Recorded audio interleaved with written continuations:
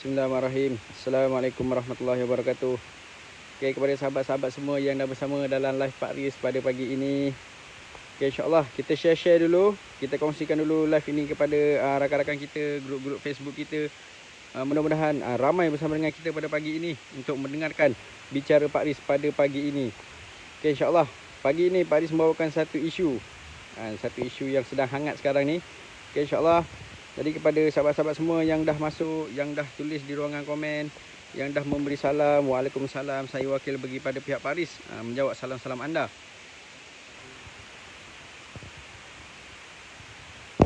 Okey, pada yang dah bersama dengan kita, terima kasih banyak. Syukur, alhamdulillah pagi ini anda dah bersedia untuk mendapatkan ilmu daripada Pak Riz. Jadi kita kongsikan dulu, kita share dulu live kita pada pagi ini. Kita kongsikan supaya ramai lagi yang bersama dengan kita pada pagi ini untuk dapatkan ilmu-ilmu baru daripada Pak Riz. Terima kasih banyak pada yang dah bersama dengan kita. Okey, kita ada Puan Kamaria Aziz, kita ada Encik Muhammad Fairuz, Kak Long Mas, terima kasih banyak. Puan Azizah Yon, terima kasih banyak kerana bersama dengan live kita pada pagi ini. Puan Zubaria Mahyudin, Mariatul Nalbiah, Api Ejian, Nizam Hairul, Dayang Selha, Icha Maisarah. Okey, terima kasih banyak. Puan Nik Sarida Muhammad Kamil, terima kasih banyak kerana bersama dengan live kita pada pagi ini. Okey, pada yang memberikan salam, waalaikumsalam, saya wakil bagi pada pihak Pak Riz menjawab salam-salam anda. Jom kita sharekan dulu live kita pada pagi ini. Kita kongsikan kepada lebih ramai lagi orang supaya ramai lagi yang mendapat ilmu yang bermanfaat pada pagi ini. InsyaAllah, mudah-mudahan. Allahu Akbar, kepada Puan Syarani Ibrahim,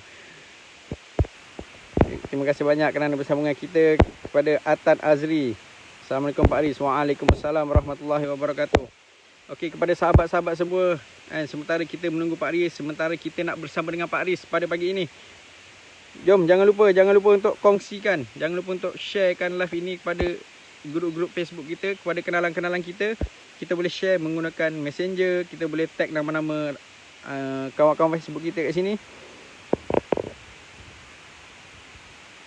Okey, kepada Encik Muhammad Fairuz dan share, alhamdulillah, terima kasih banyak. Terbaik. Kepada Puan Suriah Su, mungkin baru masuk, waalaikumsalam warahmatullahi wabarakatuh. Kepada Lansar, memberikan salam, waalaikumsalam warahmatullahi wabarakatuh. Kepada Puan Delima Tira, terima kasih banyak kepada bersama dengan live kita pada pagi ini. Okey, kepada sahabat-sahabat semua yang bersama dengan live kita pada pagi ini, yang dah masuk ni, yang dah tulis di ruangan komen, yang dah bersama dengan kita, dah daftar ke belum? Dah daftar ke belum ke program-program Pak Riz? Okey, kalau yang belum daftar ke program-program Pak Riz, mungkin dah lama tak masuk, hari ni baru masuk. Okey, Pak Riz ada program-program. Jadi nak tahu tentang program-program Pak Riz, jadi boleh tinggalkan nombor telefon di ruangan, komen. InsyaAllah tim kita akan berhubung dengan anda untuk menerangkan program-program terbaru daripada Pak Riz, insya-Allah. Okey, kepada anda yang dah bersama dengan kita ni, di sini nak mengambil kesempatan untuk mempromosikan sikit air Iqra Syifa 30 juzuk kepada anda yang nak dapatkan air Iqra Syifa 30 juzuk daripada Madrasah Tahfiz Al-Quran Rabiatul Adawiyah di Melaka. Okey, pada yang nak mendapatkan air Iqra Syifa 30 juzuk sebagai ikhtiar untuk kesihatan kita, ikhtiar untuk minuman harian kita, boleh tinggalkan nombor telefon di ruangan komen, type di situ nak air syifa, nombor telefon anda. Type nak air syifa dan nombor telefon anda. Daripada tim kita akan berhubung dengan anda. Berapa harganya, macam mana nak dapat. Kalau yang Melaka kita boleh hantar sampai ke rumah. Mana yang jauh-jauh kita boleh post. InsyaAllah, jangan risau, air pasti akan sampai ke rumah anda. Hanya tinggalkan nombor telefon sahaja. Okey, terbaik Encik Api Izzian, tinggalkan nombor telefon. Okey, kalau boleh tulis kat situ, tulis di ruangan komen, tinggalkan nombor telefon untuk apa? Untuk program Pak Riz atau untuk dapatkan air Iqra Syifa 30 juzuk. Supaya lebih senang untuk kita berurusan, insya-Allah. Okey, kepada anda yang mungkin ada anak-anak bermasalah di rumah, pada anda yang mungkin ada anak-anak remaja yang bermasalah di rumah, ada masalah akhlak, selalu keluar malam tak balik rumah, susah nak dengar cakap, kita juga ada program personal coaching. Personal coaching ni maksudnya anak-anda akan tinggal di tempat Pak Riz untuk satu tempoh tertentu untuk Pak Riz bangunkan mereka. Jadi insyaAllah pada anda yang mungkin ada anak-anak yang bermasalah, yang mungkin susah nak dengar kata, bolehlah berhubung dengan pihak kami boleh tinggalkan nombor telefon, tulis di bawah tu, tulis di ruangan komen nak personal coaching ataupun tulis nak PC, kemudian nombor telefon anda. InsyaAllah tim kita akan bagi penerangan lanjut apa sebenarnya personal coaching, pendekatan apa yang Pak Aris gunakan, macam mana Pak Aris bangunkan anak-anak remaja, insyaAllah. Jadi jangan lupa sahabat-sahabat semua untuk sharekan live ini. Okay, nampaknya mata tak banyak kat situ. Boleh share lagi, boleh share lagi. InsyaAllah. Boleh share lagi, boleh share lagi. Kita share lagi ramai-ramai.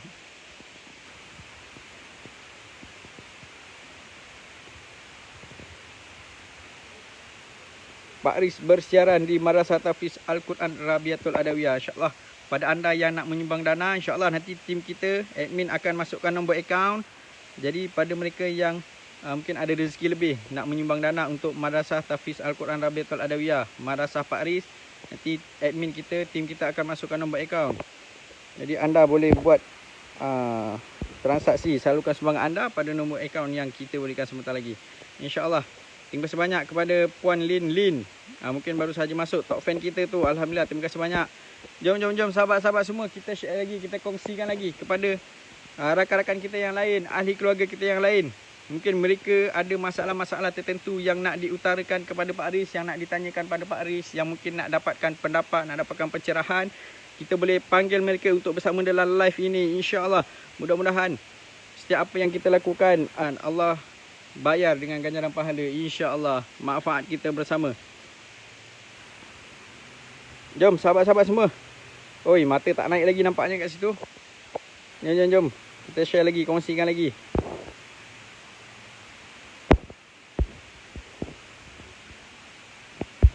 Okey, terima kasih banyak kepada Puan Lin. Banyak kawan-kawan yang di tag dekat ruangan komen. Jadi anda semua yang dah bersama dengan kita, boleh gunakan pendekatan yang sama. Kita tag kawan-kawan kita, kita panggil lagi ramai-ramai masuk ke dalam live Pak Aris pada pagi ini.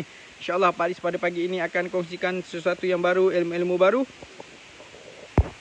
yang boleh kita gunakan dalam kehidupan seharian kita sebagai umat muslimin, insya-Allah.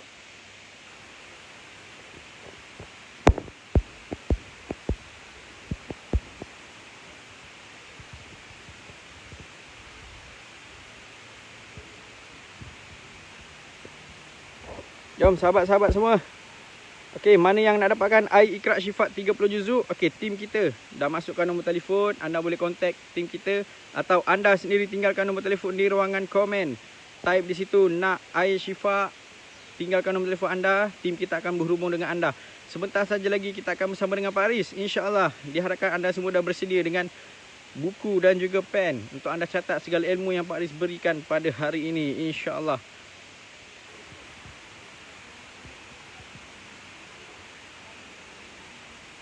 Jom kita share lagi banyak-banyak, share lagi. Kita naikkan viewer kita pada hari ini. Kita naikkan lagi mata yang menonton kita pada pagi ini, insya-Allah.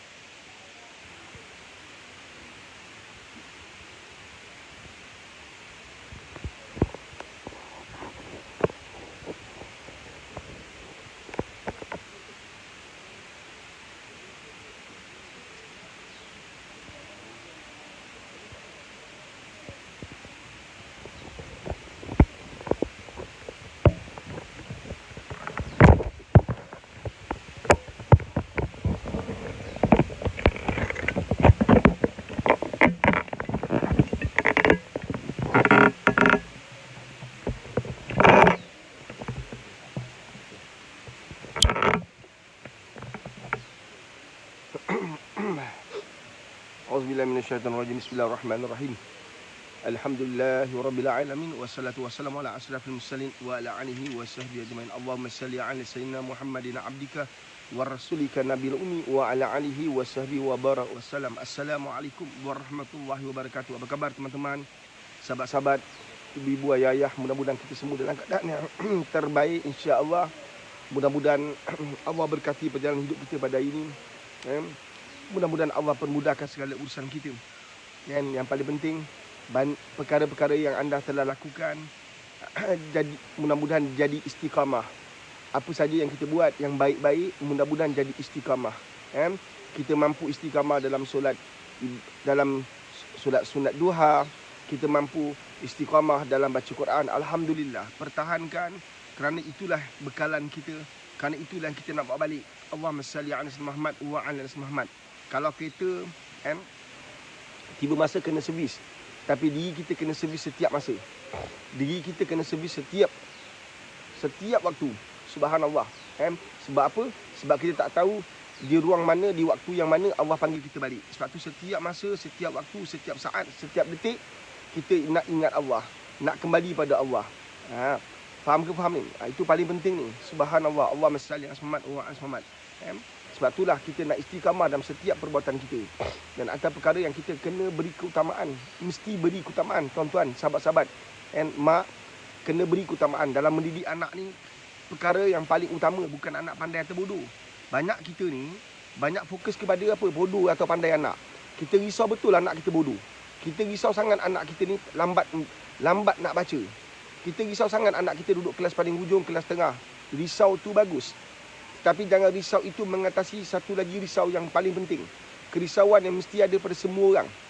Kebimbangan yang mesti ada pada semua insan yang bergelar ibu, semua insan yang bergelar ayah, semua insan yang bergelar hamba, bergelar umat Muhammad sallallahu alaihi wasallam. Mesti ada pada kita kerisauan yang kita letakkan paling atas ialah bab akhlak. Semalam kita bercakap, kita sambung lagi. Akhlak adalah perkara yang paling atas mesti kita letakkan. Kita bukan sekadar nak lahirkan anak yang pandai, dapat keputusan cemerlang di peringkat SPM. Tapi yang paling penting bukan pandai itu. Yang paling penting ialah akhlak tu. Walaupun dalam kehidupan realiti manusia pandang orang pandai. Kita pernah pergi sekolah kan? Pernah ke tak? Pernah kan? Kita pergi sekolah.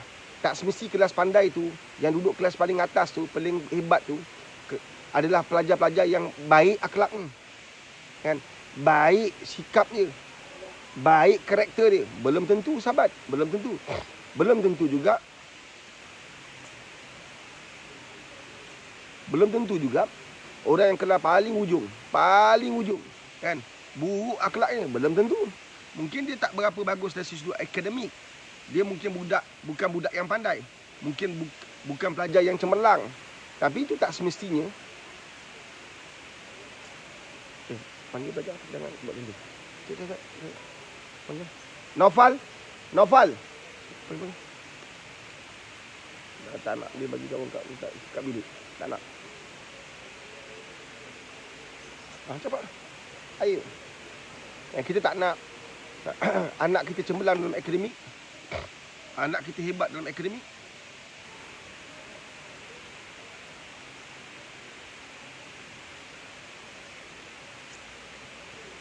Anak kita hebat dalam akademik, cemerlang dalam akademik, tapi sebenarnya dia mempunyai akhlak yang sangat buruk. Akhlak yang sangat keji. Kita tak nak tu. Satu fokus utama kita ialah bab akhlak. Kan? Akademik tu penting, tapi jangan sampai kita fokus akademik sampai kita terlepas pandang bab akhlak tu. Akhlak tu jauh lebih penting. Akhlak tu jauh lebih mahal. Nampak tak? Kan kita mampu lahirkan seorang doktor. Kita mampu lahirkan seorang juruterbang, seorang pilot. Kita mungkin mampu lahirkan seorang engineer. Tapi adakah semua itu kan memiliki akhlak yang baik? Nah, ini yang kita bimbang. Kan? Dalam kehidupan kita pada detik saat ini, kan? Kita dah leka. Dalam kehidupan hari ini memang orang suka pandang pada yang pandai. Orang suka pandang yang kaya, yang berjaya. Ya betul. Itu tak ada masalah. Kita boleh ubah pandangan orang. Kita akan mampu ubah pandangan orang. Tapi kita boleh ubah pandangan kita. Ingat tu. Tulis kat ruang komen sahabat. Kita tak mungkin mampu nak ubah pandangan orang. Tapi kita boleh ubah pandangan kita ke atas orang. Satu keluar kenyataan yang bagi saya tak cukup bijak lah. Kalau orang miskin mesti malas. Itu adalah ada perkara-perkara yang tak cukup bijak. Tak semesti orang kaya itu rajin. Kadang-kadang dia kaya sebab dia mewarisi kekayaan bapak dia. Dia punya tahap malas, na'uzubillah. Dia punya tahap malas sangat dahsyat. Tapi sebab dia mewarisi kekayaan bapak dia, dengan sedikit kepandaian yang dia ada, maka nampaklah dia hebat. Hakikatnya dia bukan orang yang hebat. Hakikatnya dia bukan orang yang cemerlang dalam hidup. Kan? Tapi dia mewarisi kekayaan bapak dia yang telah bertungku lumus berempah pulas untuk mencipta empayar perniagaan yang hebat. Faham ke faham? Ada ketikanya mereka ni datang daripada keluarga miskin. Bapak yang berempah pulas, tapi orang tak nampak berempah pulas seorang orang miskin ni. Yang menori getahnya bangun pukul 3 pagi. Yang nori getahnya bangun 4 pagi. Pukul 4 pagi dah masuk estate. 4 pagi dah masuk ladang getah. 4 pagi. Tapi oleh kerana ini orang miskin, tak ada orang nak pandang lah. Kan? Faham tak? Tapi berapa ramai orang yang hari ini bergelar doktor, bergelar jurutera, bergelar engineer, bergelar orang hebat, asal usul mereka daripada keluarga miskin. Yang bapa tu ditakrifkan oleh orang ramai, orang yang tak bijak sebagai pemalas, tapi hakikatnya mereka mampu lahirkan orang-orang berjaya. Berapa ramai orang yang manusia takrif orang hebat, orang bijak, kan? Maka secara automatiknya adalah orang yang rajin, tapi gagal lahirkan anak-anak yang berjaya.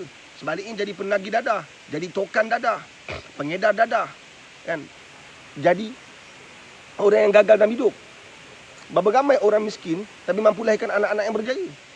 Kalau orang miskin tu malas, dan tentu dia tak tahu macam nak bantu anak dia, nak bangunkan anak dia, tapi dia bangun lebih awal daripada kita. Dia mempunyai jati diri jauh lebih baik daripada kita. Dia mempunyai akhlak yang jauh lebih terpuji daripada kita. Nampak tak?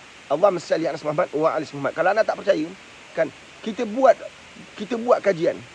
Pak Aris pernah buat kajian secara peribadilah untuk tengok. Pak Aris tinggal sebuah taman yang majoriti penduduknya ada 2-3 kereta. Majoriti ada 2-3 kereta. Majoriti. Kan? Taman besar, rumah mahal. Rumah semua mahal. Tapi mahalnya harga rumah tak semesti mahalnya harga akhlak. Nampak tak? Mahalnya harga rumah tu tak semestinya seiring dengan akhlak dia. Faham tak? Bila kita pergi masjid subuh, kita boleh tengok satu sap pun tak sampai. Penduduk 10,000 lebih. Kereta, kalau penduduk 10,000 maknanya kereta nak kat 20,000 lah. Kalau satu rumah 2 kereta, itu tak masuk anak main kereta lagi. Tapi masjid, subuh tu tak sampai satu sap. Masjid tu besar, na'uzubillah, besar. Tapi satu sap pun tak dapat. Nak cukup satu sap tu tak dapat. Maknanya sampai 20 orang. Penduduk nak kat 10,000. Nampak tak? Kereta besar-besar. Orang kaya. Tapi mana akhlak dia? Mana adab dia dengan Tuhan? Mana adab dia dengan Allah SWT? Tapi kalau kita tinggal kampung, bila Pak Aris balik kampung, kan, pergi kampung, orang tua ni naik motor je. Orang tua ni naik motor. Yang kaya ni kereta tak ada masalah. Kan? Kalau sejuk ada kereta. Orang tua-tua ni pakai 3-4 lapis. Nampak tak? Orang tua je. Kena pula grup-grup pencen. Nampak? Ramai. Faham? Faham ke faham ni?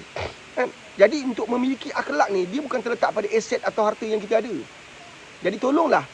Anak kita nak dia jadi orang yang berjaya dalam hidup. Kita nak dia jadi orang cemerlang dalam kehidupan dia.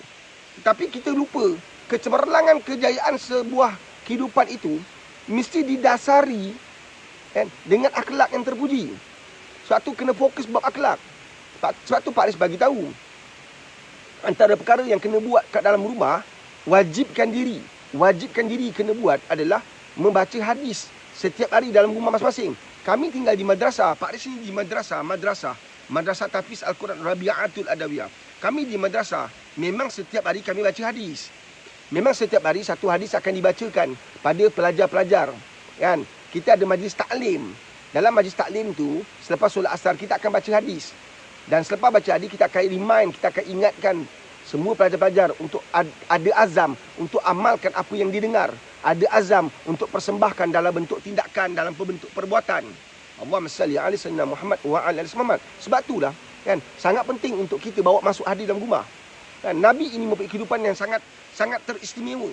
Kan? Seperti mana apa yang saya bawa cerita ni sebab ada isu kan di parlimen.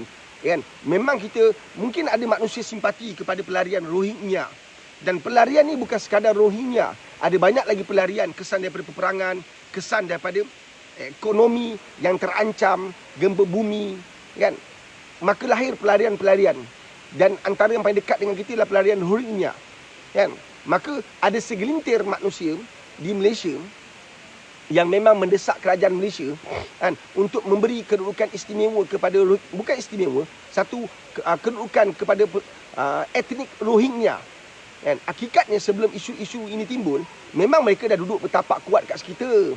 Mereka duduk lama dah kat kita. Kalau kita pergi masjid-masjid, yang duduk kat tepi pintu masjid yang minta tadah tabung tu, dengan dokong anak 3-4 orang tu, dia orang lah yang duduk kat jabatan-jabatan, kan, yang duduk kat jabatan yang minta sedekah tu, dia orang lah paling banyak. Dia orang bawa imej Islam. Etnik Rohingya ni adalah orang yang beragama Islam. Mereka bawa imej Islam. Kan? Mereka ni orang Islam tapi tak bawa kehidupan Islam. Kan? Selepas peristiwa rentetan daripada Long Tiger punya cerita, kan, seorang yang mengaku gangster, mengaku hebat lah kan, tapi dia sebenarnya ada etnik Rohingya. Itu adalah cebisan-cebisan kemarahan orang, ada permulaan, satu permulaan kepada kemarahan orang. Sebenarnya ada banyak lagi sebab orang marah, kan. Hanya kita perlu bijaksanalah dalam menguruskan kemarahan tu, menguruskan etnik Rohingya ni, kan. Timbul pula isu, kan, Al Jazeera, kan, isu Al Jazeera, rakaman yang lockdown dan dikaitkan dengan lock up, kan. Jadi marah lagi lah sebab orang Melayu, khususnya orang Melayu ni, kan, siapa kenal orang Melayu ni, dia faham orang Melayu ni adalah orang yang sangat baik. Satu kaum, satu bangsa yang sangat-sangat baik. Susah nak jumpalah kaum macam ni kat dunia, kan. Yang mereka ada sikit tapi mereka bagi banyak. Mereka ada sikit tapi mereka bagi banyak kepada orang lain. Itulah orang Melayu, kan. Yang mana etnik Rohingya telah hidup di tempat kita ni lama dah. Mereka dah hidup senang lenang dah.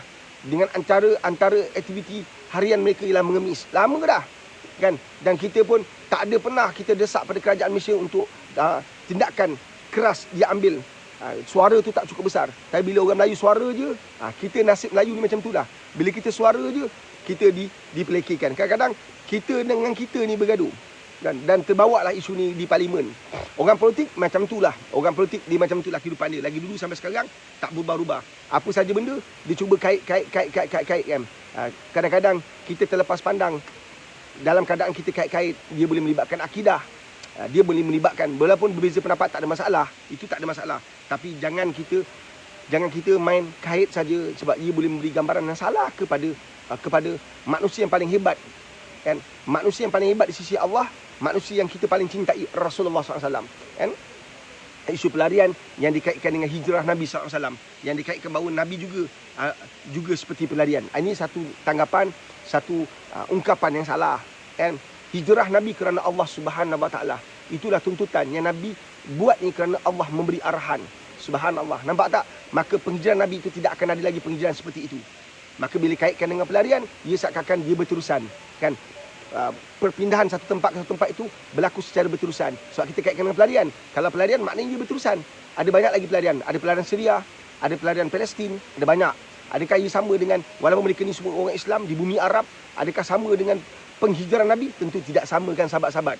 Satu penting sangat untuk kita bina akhlak tu, sangat penting. Akhlak. Kita kata negara Islam ni, Malaysia adalah negara rasminya, agama rasminya Islam. Tapi adakah kita nampak kedudukan Islam tu? Kan, alhamdulillah di parlimen sekurang-kurang kita ada seorang ulama, kan, bekas mufti wilayah persekutuan yang hari ini diamanah, dipertanggungjawabkan, kan, memikul, kan, tanggungjawab sebagai seorang menteri agama. Subhanallah, satu tugas yang sangat berat. Tapi alhamdulillah sekurang-kurang adalah yang tidak berpihak, nama, kan. Dalam PAS pun ada pemimpin, tapi selalunya akan dikecam, akan dikata macam-macam sebab dia berpihak pada parti, kan. Tapi alhamdulillah ada seorang insan yang Allah takdirkan. Nampak tak? Ini takdir Allah ni. Perancangan Allah jauh lebih baik. Ya, subhanallah. Mudah-mudahan ini membuka ruang untuk kita bangunkan akhlak. Saya mengharapkan sangat dengan ada menteri agama seperti ini, kan, maka pembangunan akhlak itu dibangunkan lebih baik.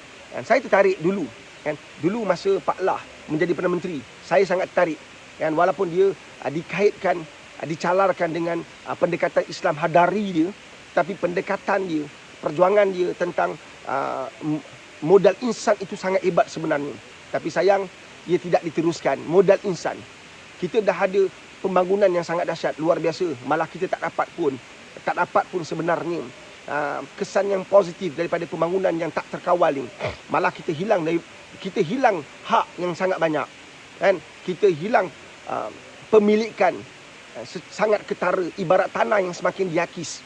Yang tinggal sekakang kera tanah rumah kita tu yang tinggal, tanah lain telah dihakis. Itu ibaratnya. Nampak tak? Tapi datang Pak Lah, kan, Perdana Menteri kita satu ketika dulu bawa modal insan. Bagi saya ini adalah perkara besar yang harus diperjuangkan oleh pemimpin, dan saya mengharapkan Menteri Agama, kan, membawa modal insan ini sebagai satu kunci besar untuk bangunkan ummah, kan. Di saat akhlak manusia, tak usah cerita, kita banyak cerita pasal akhlak remaja, budak motor lah, anak remaja hip hop lah. Hakikatnya orang tua lagi lingkup. Orang tua macam saya ni, usia macam kita lagi lingkup. Cuba tengok kes Datuk Seri Najib yang diumumkan semalam.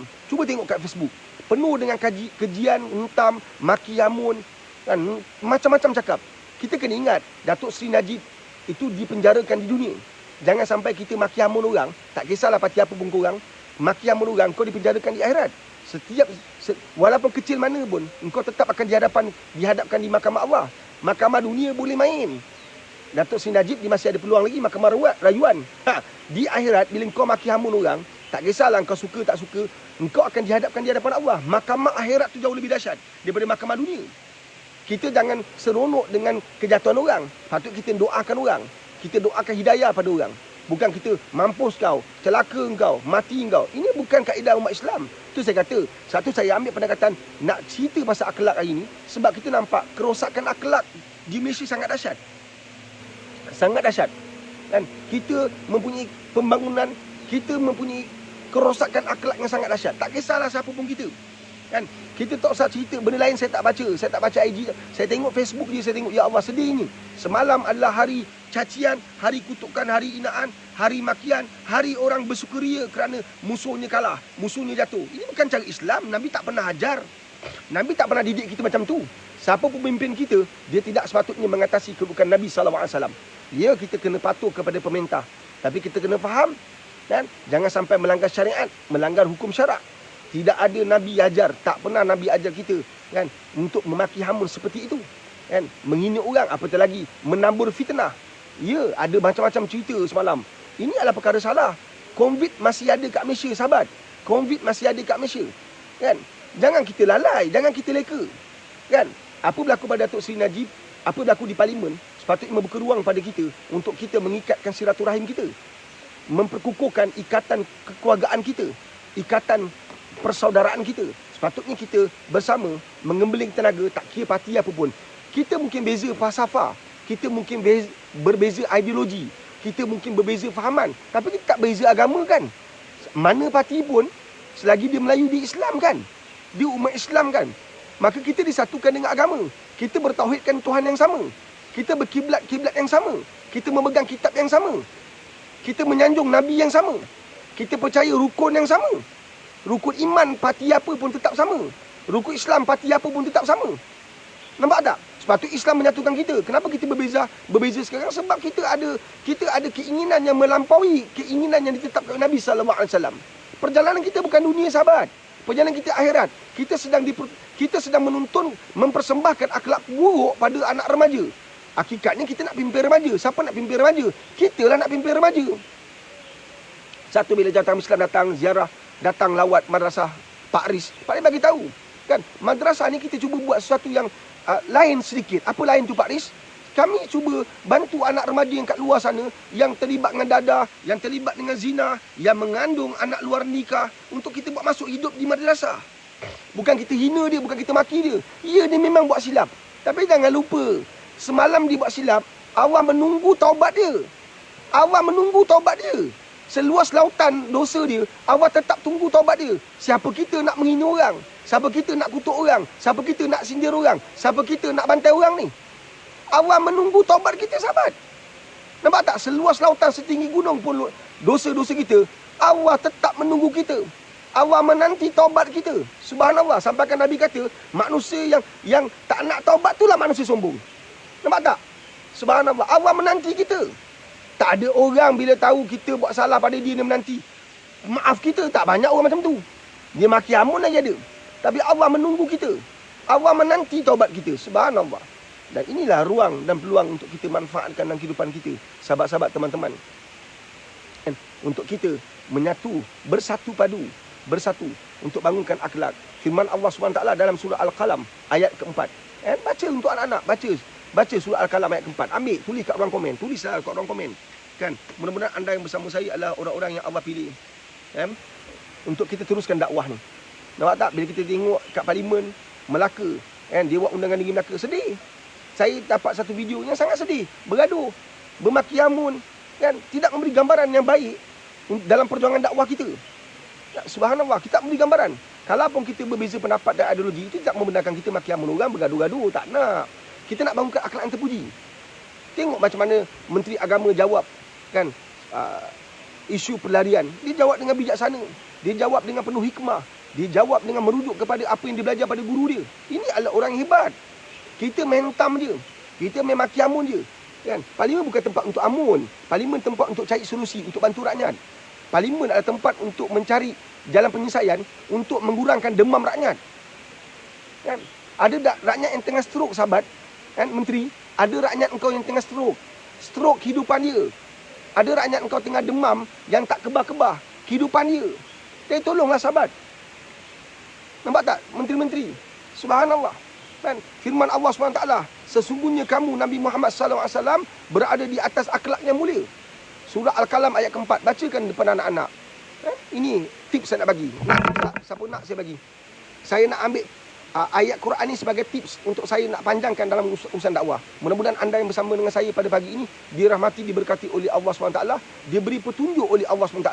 Mudah-mudahan kita di saat kesulitan, kepayahan sekarang ni, Allah tunjuk jalan keluar, insya-Allah. Yakin pada Allah, sebab takkan ada, Allah takkan biarkan kita kesorangan. Allah tak pernah sekali, seinci pun, sesaat pun menzalimi kita. Jadi jangan zalimi diri kita. Husnuzan, lah tahzan. Husnuzan dengan Allah, lah tahzan. Jangan bersedih. Allah ada. Ya Allah, besar syukur ujian aku pada ujian kau yang kau kirimkan pada aku. Ya Allah, aku yakin ya Allah. Aku yakin aku mampu hadapi. Yang aku mohon ya Allah, engkau ingatkan aku yang aku ini ada engkau. Tolong aku ya Allah, ingatkan aku supaya aku sentiasa ingat engkau. Allahumma aini ala zikrika. Ya Allah, tolong aku. Ya Allah, ujian ini terlalu berat pada aku ya Allah. Pak Aris sedang hadapi ujian yang sangat berat. Tapi apa Pak Aris buat? Inilah yang Pak Aris dia ajar benda ni, Pak Aris ajar kamu semua. Apa dia? Ya Allah, aku sedang menanggung ujian yang sangat berat, sangat besar, fitnah yang sangat dahsyat ya Allah. Tapi aku tahu ya Allah, ujian ini tak pernah sesaat pun salah alamat. Dia datang tepat pada waktunya, tepat pada masanya dan tepat pada orangnya. Akulah orangnya ya Allah. Maka ya Allah, aku mohon pada engkau ya Allah. Aku tahu aku mampu hadapi ini. Tapi aku mohon pada engkau ya Allah, jangan sesekali aku terlupa pada engkau ya Allah. Di saat aku berhadapan dengan ujian ya Allah, jangan sesekali, jangan sesaat pun aku terlupa pada engkau ya Allah. Jangan sesaat pun aku terlupa engkau ya Allah. Ya Allah, tolong ingatkan aku pada engkau ya Allah. Tolong ingatkan aku pada engkau ya Allah. Allahumma aini ala zikrika. Ya Allah, tolong aku ya Allah untuk ingat engkau. Tolong aku ya Allah, tolong aku. Ya Allah, aku sedang diuji dengan ujian besar ya Allah. Ya Allah, suami aku macam ni ya Allah. Ya Allah, isteri aku macam ni ya Allah. Aku sedang diuji dengan fitnah sangat besar ya Allah. Mertua aku fitnah aku ya Allah. Mak ayah aku sendiri fitnah aku ya Allah. Ya Allah, adik ipar aku fitnah. Apa pun kamu sedang hadapi. Apa pun yang kamu sedang hadapi, sahabat. Apa pun. Ingat, ujian yang Allah kirim tu bukan orang hantar. Ujian yang Allah kirim tu adalah ujian yang datang daripada Allah SWT. Sesuai dengan kita, atas kemampuan kita, atas keupayaan kita. Bagi tahu pada Allah, ya Allah, aku tahu ya Allah, ujian ini sesuai dengan aku. Ujian ini sesuai dengan kemampuan aku. Allahumma salli ala Muhammad wa ala Muhammad. Ketika Nabi SAW terlalu sibuk, Nabi sangat sibuk, sahabat. Nabi ketua perang, Nabi ketua negara, Nabi ketua ekonomi, Nabi ketua agama. Nampak tak? Nabi terlalu sibuk, sahabat. Tapi Nabi ada masa untuk anak Nabi yang sedang sakit derita, sakit penuh kepayahan, Ibrahim. Nabi sentiasa buat Ibrahim tu gembira. Nabi sedaya upaya buat Ibrahim terlupa tentang sakit. Nabi hiburkan Ibrahim.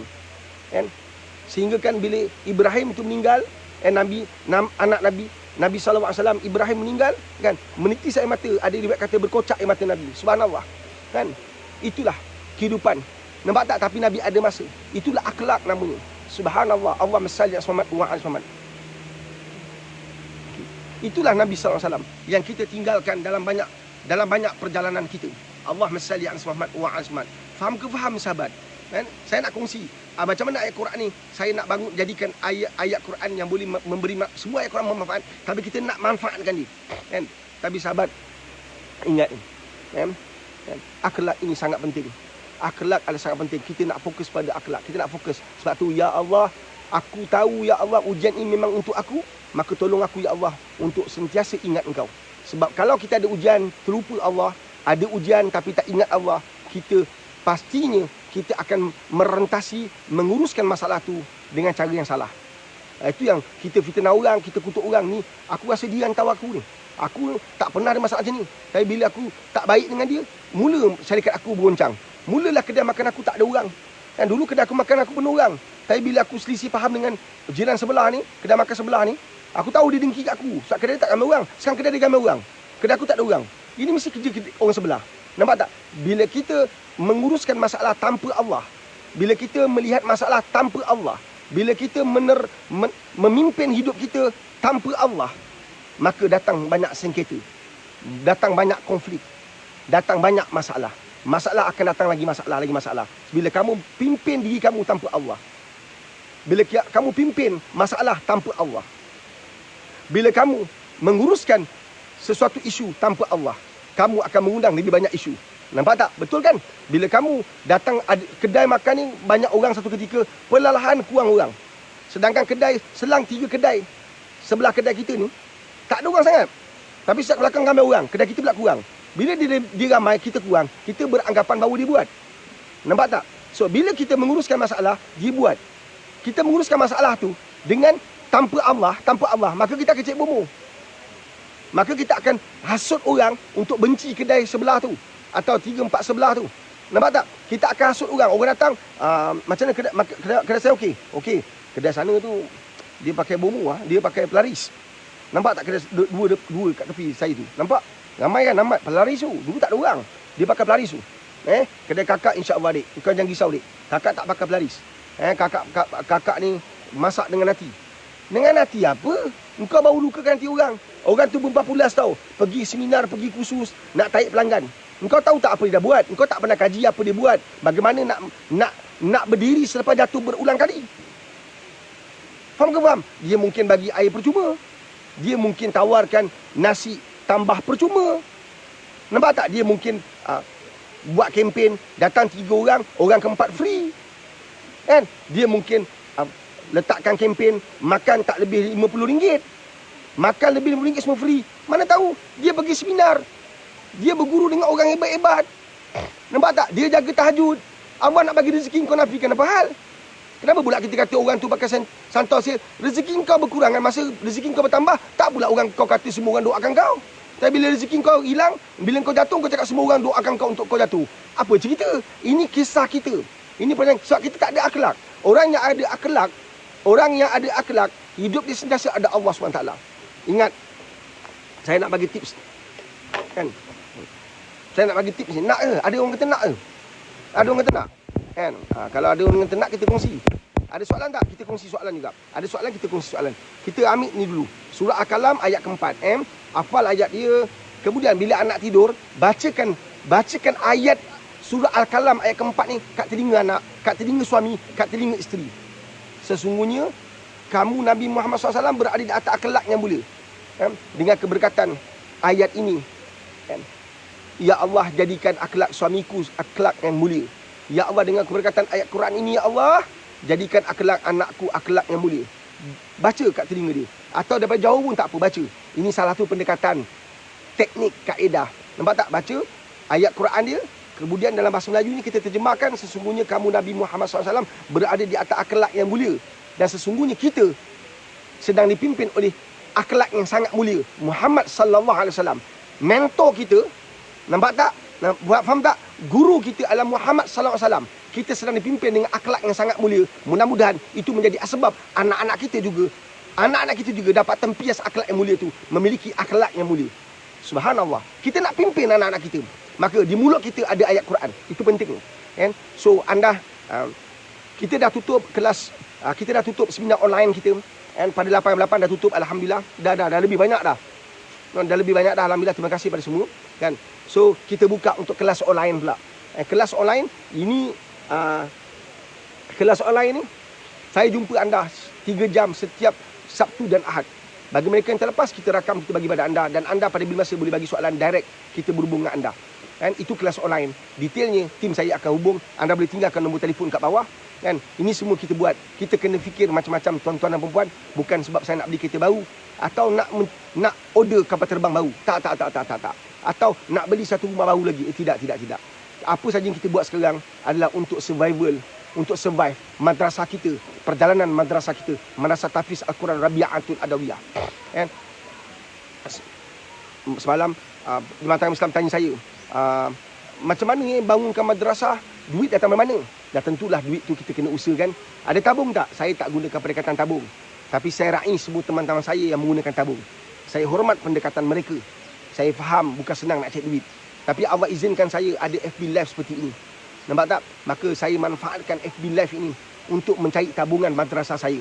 Allahumma salli ala sayyidina Muhammad wa ala ali Muhammad. Dan salah satu caranya ialah kita menghidupkan seminar-seminar online dan kita lancarkan kelas online kita setiap Sabtu dan Ahad pukul 9.12, 9.12, 9 pagi 12 tengah hari bagi mereka yang dah daftar tapi tiba-tiba ada hari itu terlepas.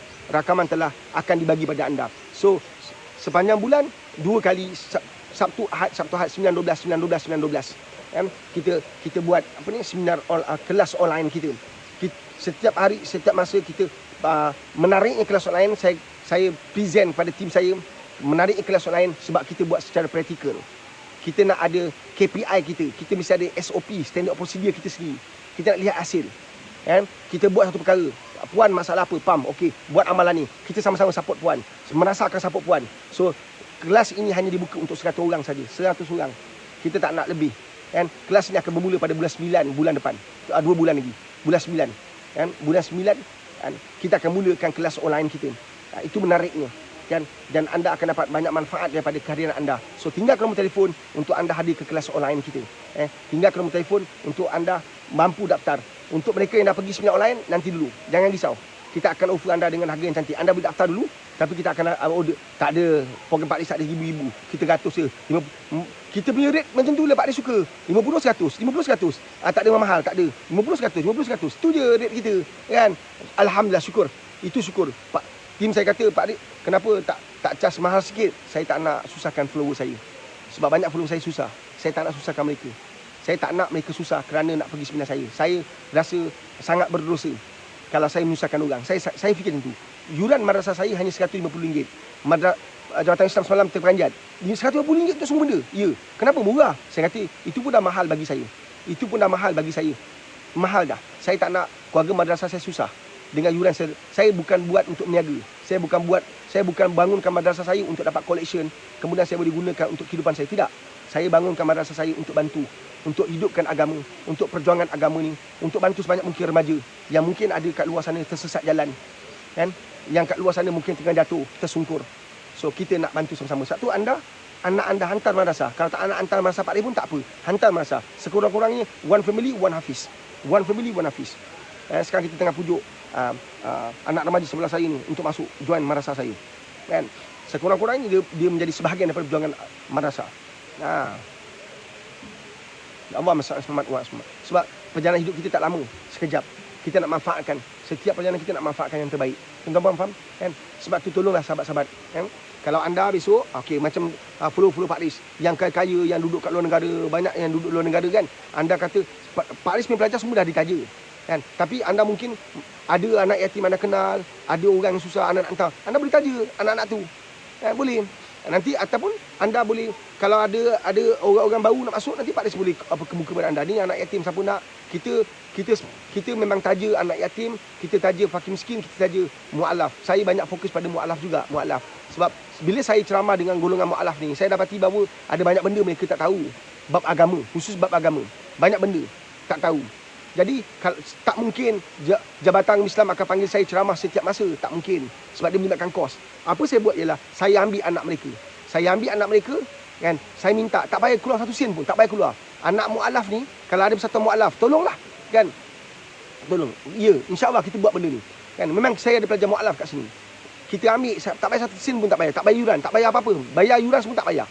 Ambil, kan? Kita mengharapkan bahawa kita boleh bangunkan agama pada kehidupan dia. Kita boleh islamkan pemikiran dia, kita boleh islamkan tindakan dia. Dia hafal Quran, dia menguasai ilmu fiqh, dia menguasai ilmu tauhid. Dia boleh ajar mak bapak dia. Dia boleh jadi contoh yang terbaik pada mak bapak dia. Dia boleh bimbing mak bapak dia. Kan? Nak mengharapkan mak bapak dia pergi ke majlis secara berterusan mungkin susah. Tapi dengan ada anak yang pegang Quran, ada anak yang mencintai Quran, ada anak yang sentiasa baca Quran, saya yakin bahawa dia boleh pimpin mak ayah dia. Saya percaya. Subhanallah. Banyak orang yang masuk Islam dalam keadaan yang pelbagai sebab. Tak usah pening kepala. Jangan salahkan orang. Alah, dia mesti nak kahwin. Tak apa. Biarkan. Dia mesti nak kahwin baru masuk Islam. Jangan. Kita tolong. Kita ni banyak menunjuk. Tunjuk. Kita banyak tunjuk daripada membantu. Membimbing. Subhanallah. Allahumma salli ala Muhammad wa ala Muhammad. Faham ke faham? Kita pergi bersoalan yang pertama. Respon daripada followers. Assalamualaikum Pak Riz. Waalaikumsalam warahmatullahi wabarakatuh. Saya setuju dengan Pak Riz. Hari ini saya lihat ramai orang yang suka mengeluarkan pendapat berdasarkan emosi. Itu yang keluar statement yang pelik-pelik. Saya risau sebab anak muda memerhatikan mereka dan saya risau anak-anak muda terpengaruh dengan perkara seperti ini. Tidakkah mereka sedar bahawa golongan pemimpin adalah golongan pertama di soal di akhirat nanti? Terbaik sahabat, alhamdulillah tercetus satu idea ni. Nanti saya kecilkan video ni, kalau tak ada kita potong, atau saya akan rakam satu video ni. Saya cadangkan pada Menteri Agama. Saya mohon nak jumpa dia tapi tak dapat jumpa lagi. Saya dah hantar surat secara pribadi nak jumpa tapi tak dapat lagi, saya tak ada peluang lagi, tak apa. Saya sabar, saya tunggu sebab ada banyak benda yang saya nak sharing, ada banyak benda yang saya nak present. Mudah-mudahan pendapat idea saya ini dapat diketengahkan, terutama membawa perkara-perkara berkaitan dengan madrasah. And saya handle madrasah, saya memiliki madrasah. Saya nampak ada banyak benda yang perlu diperbetulkan. Tapi kali ini kita ada Menteri Agama yang asal usulnya pondok, asal usulnya bermasalah. Ini berita baik pada kami. Maka kita kena manfaatkan. Saya bukan nak jumpa untuk buat projek, untuk saya buat duit, tak. Saya bukan ada niat nak buat projek juta-juta, tak. Saya nak jumpa untuk dapatkan, saya nak present untuk bantu madrasah. Ada banyak madrasah tengah susah, ada banyak madrasah yang tak terbela, ada banyak madrasah terpinggir. Kita nak bantu mereka. Satu, saya nak kemukakan beberapa ni. Ni satu lagi perkara tentang menteri-menteri yang gila-gila ni. Menteri-menteri yang gila-gila, yang tak ada adab, tak ada akhlak. Minta maaf lah saya cakap. Dan menteri yang tak ada adab, tak ada akhlak, keluar kenyataan suka hati dia je. Kan? Macam-macam. Ada satu menteri tu, ingat tak sebelum ni dia cerita kalau dia Tuhan. Ini semua kenyataan-kenyataan yang tak patut keluar daripada seorang menteri. Tak patut keluar daripada seorang timbalan menteri, atau tak patut keluar daripada seorang pemimpin-pemimpin yang dipilih oleh rakyat. Macam mana boleh kata kalau aku Tuhan aku tak cipta engkau? Ini bukan benda yang patut dipermain-mainkan, diperolok-olokkan. Tak boleh. Saya cadangkan Menteri Agama. And atas ekoran, atas sebab benda ni semua dah berlaku berterusan, kita terlalu beremosi menyerang pihak musuh kita, kan? Menyerang pihak musuh kita, dan kita kaitkan dengan agama, sedangkan kita mempunyai fakta yang salah. Kita banyak merujuk pada hukum akaliyah, kan? Kita merujuk pada emosi. Kita serang orang selamba je.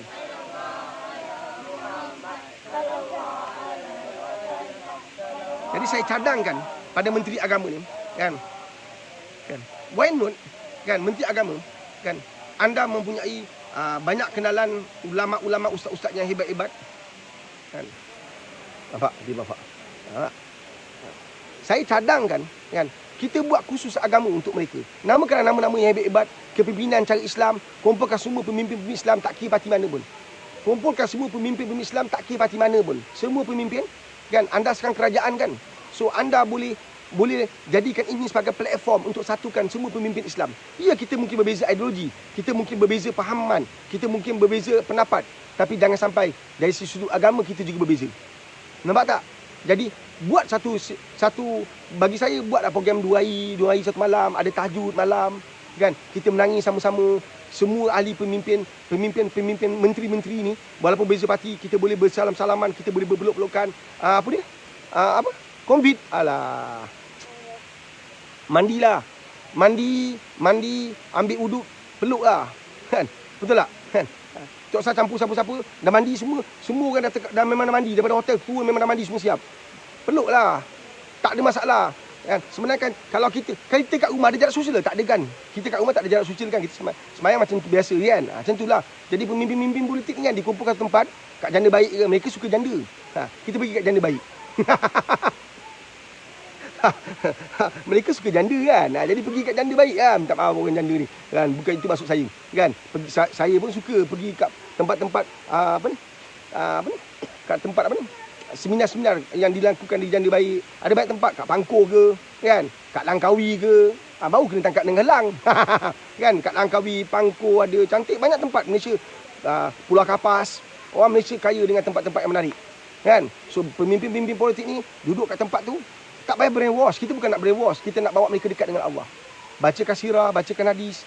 Yang penting ialah asasnya, dasarnya ialah kepimpinan cara Islam. Kepimpinan cara Islam.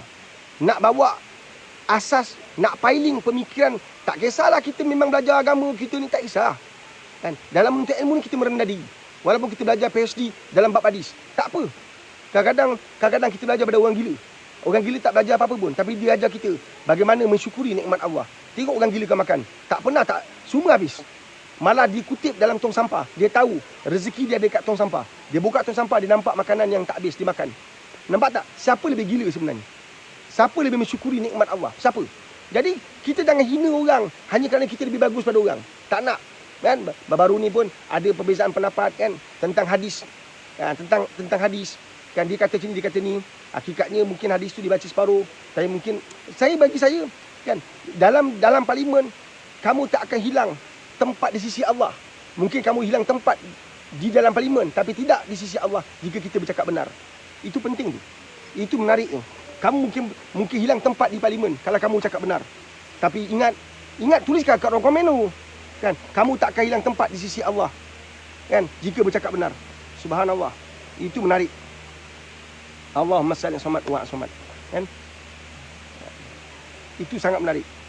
Kamu mungkin hilang tempat di dalam parlimen kalau cakap benar. Tapi kamu tak akan hilang tempat di sisi Allah jika bercakap benar. Faham ke faham tu? Allahumma salli ala sayyidina Muhammad wa ala ali Muhammad. Ada soalan lagi? Nak bagi soalan seterusnya. Soalan daripada followers. Salam Pak Riz. Bagaimana ya kita nak bendung diri kita dan keluarga dari terpengaruh dengan agenda politik yang teruk ni? Kadang-kadang kita tak tahu dengan siapa harus kita percaya. Saya takut nanti akan dipertanggungjawabkan di akhirat kelak. Apa pendapat Pak Riz? Nabi dah bagi tahulah, hadis ni kena baca kat rumah lah. Hadis di mana manusia ni di akhir zaman antara perkara yang suka nak bezakan antara batil dengan hak. Man. Jadi saya cadangkan pada sahabat-sahabat, teman-teman yang saya hormati, dan ikut Nabi. Memang susah lah sebenarnya. Antara ini saya nak ambil. Minta maaf lah. Kalau katakan saya ni tak selari dengan anda. Kan kita beza pendapat, tak ada masalah. Tapi bab Allahu Akbar. UMNO 4 rakaat. PKR 4 rakaat. Amanah 4 rakaat. Kalaupun dia masuk dalam DAP, dia orang Islam, dia masuk DAP. Tak sebab apa dia masuk DAP, aku tak tahu. Kan? Dia sokong DAP, dia tetap 4 rakaat zuhur kan. Nampak tak? Tak pelik lah kalau dia join PAS. Tak pelik lah kalau join UMNO. Tak pelik kalau join PKR. Tak pelik kalau join Amanah. Pelik kalau join apa? Dia kalau join AP. Tak tahulah kalau dia punya perancangan nak dakwah orang AP kan. Tak tahu. Tapi bila azan 4 rakaat zuhur tak akan berubah. Faham ke faham tu? Kan? Jadi sahabat kan. Cuba kita tengok cerita kisah Najib semalam. Najib dijatuhkan hukuman 12 tahun ya. 12 tahun kan? 12 tahun. Dah dijamin berapa juta kan? Untuk membolehkan dia filekan untuk kes di Mahkamah Rayuan. Kan? Kita pun tak tahu. Walaupun mahkamah dah jatuhkan, macam-macam versi ada. Kita jadi keliru lah. Mahkamah dah jatuhkan, dia mesti salah. Tak semesti juga. Kan? Ada banyak kes, mahkamah jatuhkan salah tapi tak semesti salah. Nanti Mahkamah Rayuan lepas pula. Ayat mana yang betul? Subhanallah. Jadi politik ni memang peningkan kepala kita. Saya nak ingatkan kata Nabi SAW. Apa tugas kita ialah, kan? Sahabat, jaga tahajud. Jaga tahajud, kita sendiri akan ada jawapan. Kita akan jadi lebih tenang. Jaga tahajud, anda tidak akan didekati oleh orang yang akan memfitnah. Bawa fitnah dan anda percaya fitnah tu. Anda tak akan menjadi orang macam tu. Jaga tahajud dengan baik. Jaga tahajud. Orang fitnah anda pun anda damai. Orang fitnah anda pun anda bahagia. Orang ni cakap macam sini. Kan? Satu, kalau kat madrasah saya ni, saya nampak benda ni berlaku terang-terang. Kan? Orang memang tak tahu bezakan mana batil mana hak. Mereka percaya apa yang mereka dengar. Itu iman yang mereka dasarkan. Itu iman yang mereka pegang. Percaya apa yang mereka dengar. Kan? Kalau ada keluarga madrasah saya sini, bagus ni. Kan? Mereka percaya apa yang mereka dengar. Itu kehidupan hari ini. Subhanallah. Itu yang bahaya tu dalam kehidupan hari ini. Dia dengar orang tu perompak, maka dia semua percaya itu perompak. Bukan macam tu Nabi ajar. Nabi tak pernah ajar macam tu. Ini cerita orang. Cuba cerita engkau. Orang cakap engkau macam-macam. Macam mana? Engkau setuju tak apa aku cakap sekarang? Cuba orang cakap engkau. Masa tu kau pula cakap, tak adil. Kenapa kau dengar cakap orang tu? Engkau tak tanya aku pun. Bila tiba kena batang hidung kau. Tapi kena orang, engkau tak pernah petikai macam ni. Apa yang kau dengar, kau percaya. Apa yang kau dengar, itulah betul. Nampak tak? Tak kisahlah walaupun dia tutup pakai tudung labu pun. Apa orang cakap, tetap kena kembali pada Allah. Dah buat solat sunat 2 rakaat, minta petunjuk pada Allah. Dah bangun tahajud, minta petunjuk Allah, betul ke apa yang aku dengar ni? Nampak tak? Berapa ramai orang nak tahu Najib ni betul ke tak betul, buat solat. Kan? Minta petunjuk Allah, minta petunjuk Allah, benar ke ya Allah, aku tak dapat, aku tak. Kita lebih kepada emosi, kan? Kita ada emosi suka, emosi benci. Itu kehidupan kita. Saya nak ambil satu kan sahabat, dalam keadaan sekarang ni kan, kita damping kawan-kawan yang baik. Kawan-kawan yang baik yang menjadi asbab kita dekat dengan Allah.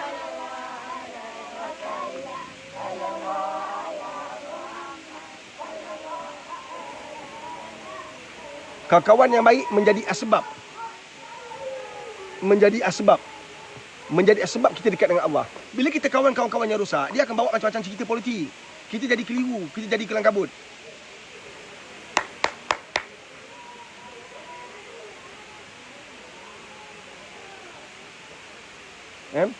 Ni saya nak bagi antara tips daripada Nabi sallallahu alaihi wasallam. Sa'ad ibn Hisham radhiyallahu anhu meriwayatkan beliau pernah bertanya Sayyidatina Aisyah radhiyallahu anha mengenai akhlak Nabi sallallahu alaihi wasallam. Ini saya baca.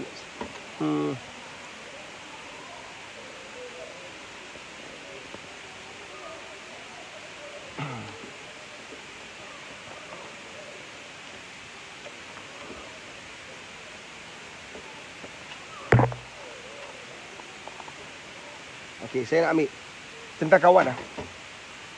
Sabda baginda bermaksud Rasulullah SAW menggariskan beberapa perkara tentang memilih kawan ni. Sebab kawan yang kita kawan ni akan mempengaruhi pemikiran kita. Kadang-kadang kita kata orang ni betul, orang ni tak betul, tak betul. Sebab kawan banyak mempengaruhi kita. Rasulullah SAW menggariskan beberapa perkara yang bagi memilih kawan yang baik. Pertama, sabda baginda bermaksud jangan kamu bersahabat melainkan dengan orang yang beriman dan jangan berikan makan kecuali pada orang yang bertakwa. Hadis riwayat Abu Daud dan At-Tirmizi. Nampak tak? Dan kita nak kawan dengan orang yang ada iman, orang yang kita nampak macam nak tahu orang tu beriman macam mana? Dia pergi sembahyang, tapi walaupun dia sembahyang, tapi bila bercakap dengan kita dia mengutuk orang. Dia bercakap dengan kita dia umpat orang. Faham? Perasan tak? Tudung labu. Tapi cakap orang ngutuk orang je. Jadi kita faham dah. Orang macam ni kita jangan dekat. Bahaya untuk iman kita. Orang macam ni kalau kita dekat, kita mungkin tak kuat, kita ikut dia. Boleh faham tak? Selemah-lemah imam doakan dia. Itu je. Selemah-lemah iman doakan dia lah. Allahumma salli ala Muhammad wa ala Muhammad. Boleh faham tak? Kalau tak mampu nak tegur dia, takut ada sengketa, ada masalah, kita doakan dia. Kan? So, macam nak tahu orang tu baik tak baik? Tengok dia bercakap dengan kita. Dia bercakap, dia umpat orang. Bercakap, kutuk orang. Bercakap, fitnah orang. Orang macam ni bukan kawan yang patut kita bawa. Kalau dia boleh kutuk orang, maka dia juga boleh kutuk kita. Bila tiba masa yang dia tak selari dengan kita, dia tak sesuai dengan kita, dia tak sealiran pendapat dengan kita. Allahumma salli Muhammad wa ala Muhammad. Ibnu Asakir menceritakan bahawa Rasulullah SAW bersabda, jauhilah kawan yang buruk, iaitu akhlak dan perangainya. Kamu akan dikenali sepertinya. Itu betul lah. Kan? Ini dalam hidup saya jumpa banyak lah. Ini paling senang dijumpa. Betul kata Nabi SAW. Kan? Kalau dia kawan orang yang suka menipu, dia juga akan menipu. Tercermin sifat dia. Contoh. Saya dengar kawan saya kata, saya dengar, saya tak nampak. Saya dengar dia kata orang tu mencuri. Saya dengar. Ni kawan yang saya dapat. Dia kata, Pak Aris kau hati dengan dia ni mencuri. Saya pula berkawan dengan dia, tercermin akhlak dia pada diri saya. Dengan mana? Saya pula cakap kat kawan saya lain, kau hati dengan dia mencuri. Nampak tak? Maka tersebarlah fitnah. Bermula daripada kawan yang kau percaya. Tapi dia mulutnya longkang, mulutnya sampah, mulutnya busuk. Hanyir. Nampak tak? Sebab kamu tak jaga amal. Kamu tak jaga tahajud. Kamu tak jaga solat fardu. On time. Tak berjemaah. Mudah sangat kamu dibisikkan oleh syaitan. Nampak tak? Bila kamu dengar benda buruk, kamu terus sambut, kamu akan cakap lain. Ini dikatakan tercermin akhlak buruk kawan kita dalam hidup kita. Terbawa-bawa. Satu, laki bini boleh bergaduh. Laki bini boleh bergaduh. Si isteri kaki WhatsApp group, ada WhatsApp group. Kan? Dalam WhatsApp group tu burukkan orang tak habis-habis. Kan? 5 perkara baik, 100 benda buruk. Buruk je. Bang, abang tahu tak bang macam ni? Bang, abang tahu tak? Suami ni kalau tak kuat, suami ikut cakap isteri. Iya ke? Awak betul-betul mula marah, lama-lama percaya. Dah 10 orang bercakap, kita percaya yang orang bercakap tu benar. Sebab ramai yang bercakap. Nampak tak? Ramai yang bercakap tak semesti benar. Kalau satu dunia, saya nak tanya, mana lagi banyak? Penganut Islam ke penganut agama Kristian? Mana yang paling banyak? Kristian lagi banyak. Adakah makna Kristian tu lebih benar pada Islam?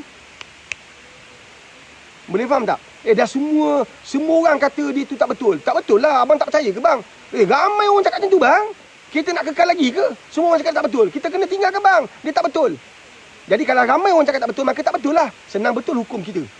Senang betul matematik kita. Betul tak? Senang betul. Kalau kita duduk dengan orang kafir, semua kata makan babi tu betul. Maka betul lah makan babi. Makan babi tak boleh? Boleh. Makan babi boleh? Boleh.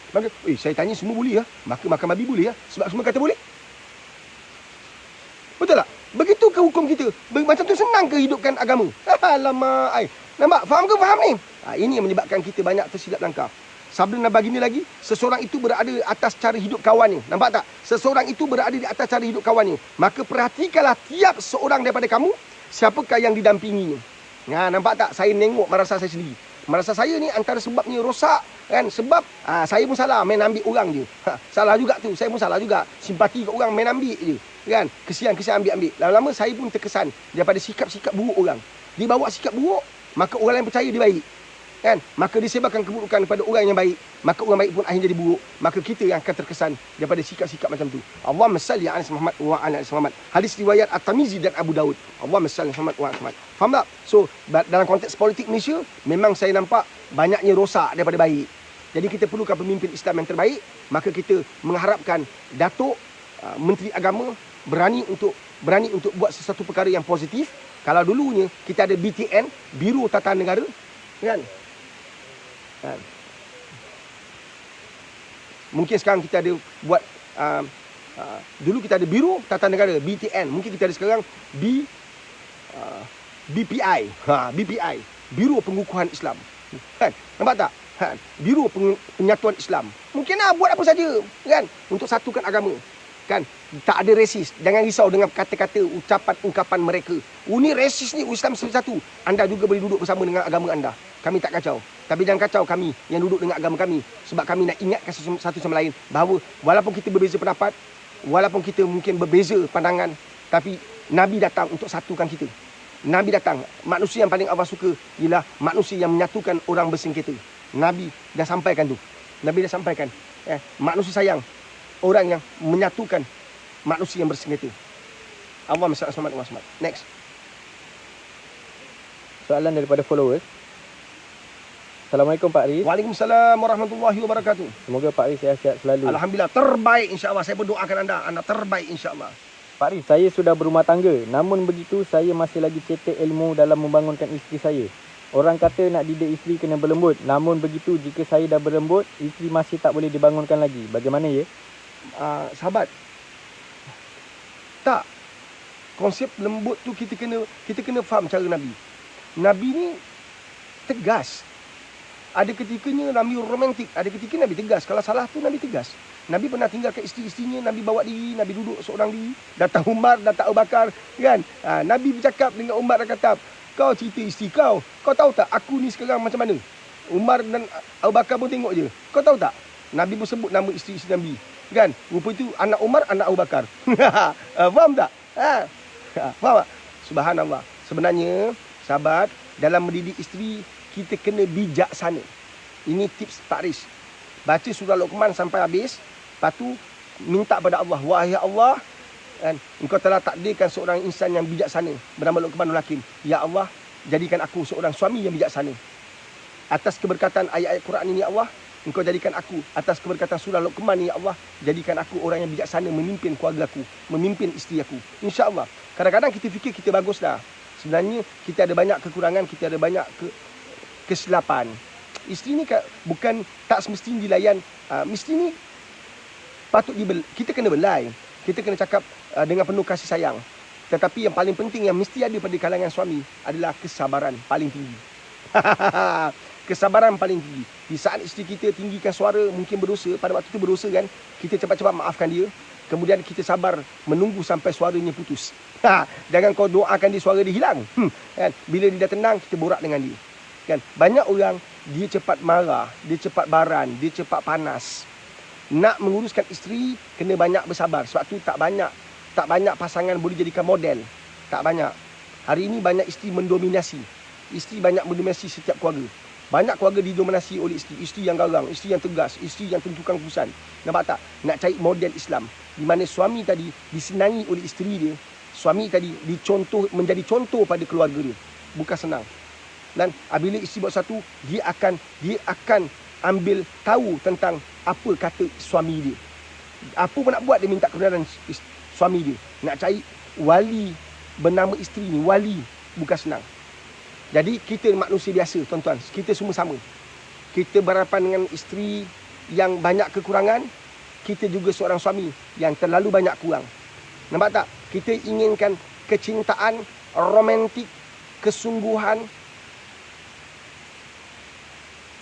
seperti Sayyidatina Khadijah Al-Kubra. Tapi adakah kita mempunyai akhlak terpuji seperti Rasulullah? Tidak kan? Maka kita kena menerima kekurangan isteri kita seperti mana isteri kita menerima kekurangan kita sebagai suami dia. Yang paling penting, kau jangan jadi macam orang politik. Nampak jadi satu kekurangan, dia gunakan semaksimalnya untuk serang musuh dia. Isteri kita, suami kita bukan musuh kita. Suami kita, isteri kita adalah insan yang terpuji yang kita miliki atas takdir kita. Maka setiap kekurangan isteri kita, kita uruskan dengan bijaksana. Setiap kekurangan suami kita, kita uruskan bijaksana. Sesekali kita date berdua, sesekali kita makan bersama berdua, anak-anak tinggalkan kat rumah. Sesekali kita makan satu talam, kita makan berdua dengan dia. Kita suap dia, dia suap kita. Kadang-kadang kita banyak nak belajar, itu 88 dah habis, tutup dah. Anda datang kelas online Pak Riz. Datanglah kelas online. Kan? Kita bermula pada bulan 9 nanti. Daftar, tulis nombor telefon kat bawah untuk anda didaftarkan kelas online kita, insya-Allah. Jangan risau. Kan, oleh kerana yuran kita tak mahal, maka anda boleh bayar sikit-sikit sampai bulan 9 nanti. Bayarlah. Saya tak nak bebankan orang.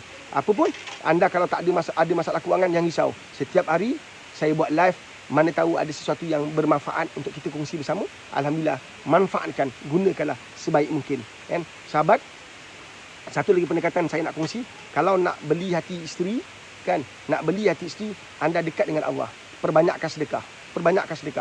Bila anda sedekah, anda niat, ya Allah, lembutkan hati isteri aku.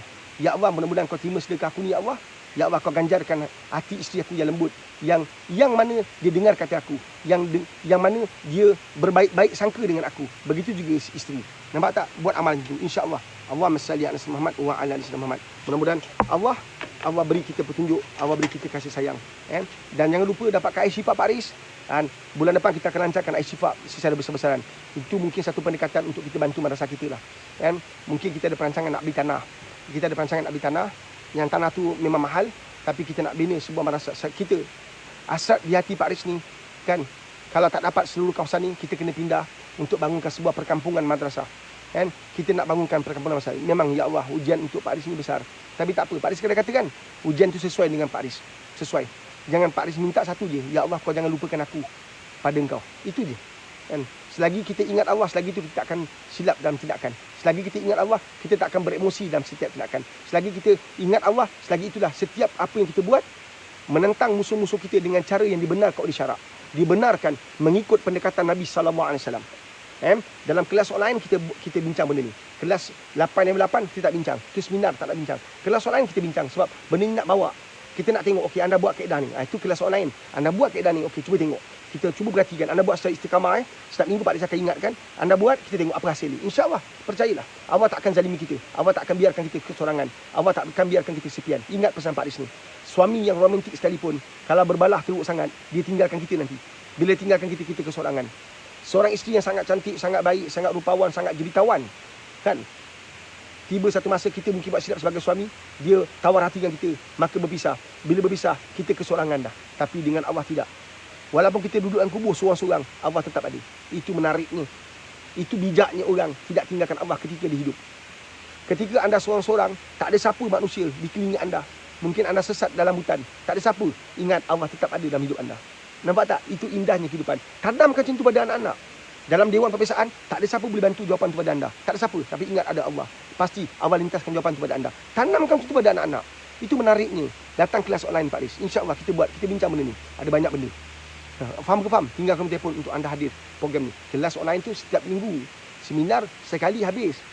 Itu menariknya kelas. InsyaAllah. Tapi dah bagi seminar nanti dulu. Anda boleh daftar. Anda daftar, rate kita bagi kemudian. Kita bagi masa hari seminar tu. InsyaAllah.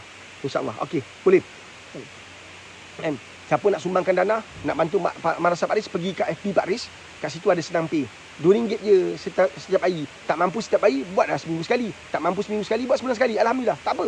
Kan? Ada. Sebulan RM2,000, RM3,000 ada. Alhamdulillah, syukur. Cukup. Alhamdulillah. Cukup. Bayar sikit sana, bayar sikit, dapat dah. Lega, Alhamdulillah. Allahumma salli ala sayyidina Muhammad wa ala Muhammad. Boleh faham tu? Mudah-mudahan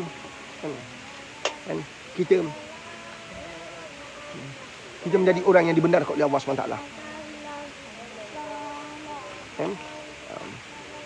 Pak Riz baca satu hadis yang terakhir pagi ni, kan, mudah-mudahan Allah rahmati, Allah berkati, kan, daripada Abdullah ibnu Mas'ud radhiyallahu anhu, dia mengatakan bahawa Rasulullah SAW bersabda. Ini menarik ni, Pak Riz suka ni, kan. Hadis ni Pak Riz menarik perhatian Pak Riz. Hendaklah kalian semua bertindak benar. Anda nak jadi seorang suami, jadilah suami yang benar sebagai seorang suami. Jangan menduakan isteri kamu. Jangan khianati kepercayaan isteri anda, suami anda. Hendaklah kalian semua bertindak benar, kerana tindakan benar itu akan menunjukkan kebaikan, dan sesungguhnya kebaikan itu menunjukkan ke syurga. Balik ulang lagi.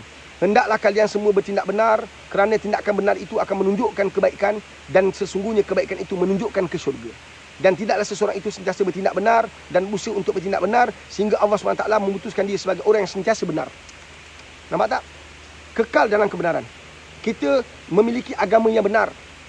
Nampak tak? Kita berada, kenapa nak takut? Kenapa nak fikir, nanti orang kata kita resis, orang kata bukan. Jangan risau, kita bercakap untuk agama kita. Kita bercakap tentang agama kita. Kita bercakap tentang kebenaran. Dan jauhilah kalian semua bohong. Kerana kebohongan akan menunjukkan kepada perkara yang tidak baik, dan perkara yang tidak baik itu menunjukkan ke neraka. Dan tidaklah seseorang itu berbohong dan berusaha berkata bohong sehingga Allah Subhanahu Wa Taala akan menetapkannya sebagai pembohong. Allahumma salli ala Muhammad. Hadis riwayat Al-Bukhari, Muslim, Abu Daud dan Tirmizi. Subhanallah. Nampak tak? Pilih yang mana? Tulis kat ruang komen ni. Benar atau bohong? Benar atau bohong, nak tengok. Kan? Sebelum kita pisah. Benar atau bohong? Nak berada kat situasi benar atau bohong? Kalau nak berada kat situasi benar, maka pilih kawan-kawan yang bercakap benar. Nak duduk di situasi yang benar, maka bila kawan berbohong, kita benarkan bohong dia. Tidak, kita bercakap benar bahawa dia bohong. Nampak tak? Ada banyak orang, oleh kerana kawan dia, maka dia benarkan pembohongan tu. Subhanallah. Nampak tak sedih hidup hari ini? Sedih. Kan? Dalam kelas soalan Pak Dis akan kongsi banyak benda. Pak Dis akan kongsi ada banyak benda. Itu kelas online. Satu, kita buka ramai. Faham? Kita, kalau kawan kita berbohong, kita bercakap benar yang dia bohong. Kita dakwah dia, kita betulkan dia. Anda nak duduk mana? Benar atau bohong? Orang yang bohong, duduk kat dunia nikmat. Tapi kat akhirat, Jahanam. Selamat ni. Orang yang bercakap benar kat dunia, selalunya diketepikan. Orang yang bercakap benar, orang tak suka. Orang yang bercakap benar, orang hina. Orang yang bercakap benar, orang pulau. Orang yang bercakap benar, orang tak gembira dengan kehadiran dia. Tapi insya-Allah, roh dia diangkat ke langit. Malaikat membenarkan kehadiran dia. Allah Masya Allah Muhammad. Roh dia diangkat ke langit. Langit pertama, kedua, ketiga, keempat. Malaikat penjaga langit membenarkan laluan dia, membenarkan kehadiran dia. Malaikat maut nak cabut nyawa, malaikat membenarkan perjalanan itu dengan perjalanan yang mudah. Allah mudahkan. Allah membenarkan malaikat sambut dengan keadaan paling mudah. Subhanallah. Mungkar Nakir sambut kita. Allah benarkan Mungkar Nakir tak tanya soalan pada kita. Allah benarkan tidak ada himpitan kubur untuk kita. Allah benarkan kubur kita seluas-luas kubur. Allah benarkan kegelapan bertukar daripada kecerahan. Bercakap benarlah kat dunia. Bercakap benarlah kat dunia. Jangan tipu, sahabat. Jangan tipu. Anda tipu sana, tipu sini, tipu sini. Jangan. Anda nak menanggung azab dengan Allah. Subhanallah. Kat dunia boleh kumpulkan followers Kat dunia boleh kumpulkan pengikut. Semua orang sokong aku. Langgar orang ni. Bila kamu mati, kamu seorang-seorang tau. Ketika kamu dilanggar. Ingat pesan Pak Ris. Kat dunia kamu kumpul banyak orang. Dan selalunya banyak berlaku macam inilah. Kita kumpulkan orang untuk setuju dengan pendapat kita langgar orang. Di alam barzah, di ambang sakaratul maut, kamu tak ada pengikut ketika kamu dilanggar oleh malaikat maut. Ketika dalam kubur, kamu seorang diri. Ketika malaikat Mungkar Nakir langgar kamu, kamu tak ada pengikut nak mempertahankan kamu. Bercakap benar, bukan bohong. Mudah-mudahan Allah benarkan kehidupan kita di alam barzah dengan gilang gemilang, insya-Allah. InsyaAllah kita berada di penghujung. Mudah-mudahan Allah rahmati perjalanan kita. Allah rahmati perjuangan kita. Mudah-mudahan Allah pandang kita dengan pandangan yang baik-baik. Mudah-mudahan kita disayangi oleh Allah, dirahmati, diredai oleh Allah. Alhamdulillahirabbil alamin wassalatu wassalamu ala asyrofil mursalin. Allahumma inni as'aluka al-afiyah fid dunya wal akhirah. Rabbana zalamna anfusana wa illam taghfir lana wa tarhamna lanakunanna minal khasirin. Rabbana atina fid dunya hasanah wa fil akhirati hasanah wa qina azabannar wa sallallahu ala sayyidina Muhammadin wa ala alihi wa sahbihi wa barak wa sallam. Alhamdulillahi rabbil alamin.